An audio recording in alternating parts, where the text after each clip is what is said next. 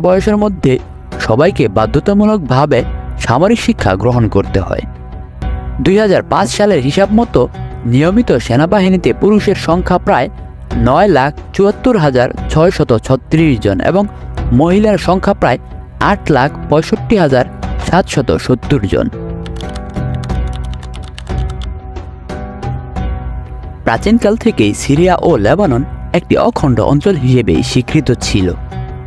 মানব সভ্যতার আদি স্তরে হিট্টাইট ও আরামীয়রা এই অঞ্চলে একটি সভ্যতার পত্তন করেছিল। পরবর্তীকালে এই সভ্যতাকে ফোনেশিয়া সভ্যতা নামে চিহ্নিত করা হয়েছে। লেবাননের আদিবাসিন্দারা ফোনেশিয়া নামে পরিচিত ছিল।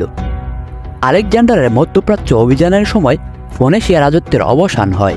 গ্রিক আধিপত্যের অবসান হলে এই অঞ্চল ক্রমান্বয়ে রোমান ও বাইজেন্টাইনদের অধিকারে আসে। 7ম শতাব্দীতে আরবরা এই অঞ্চল অধিকার করে। এই সময়ে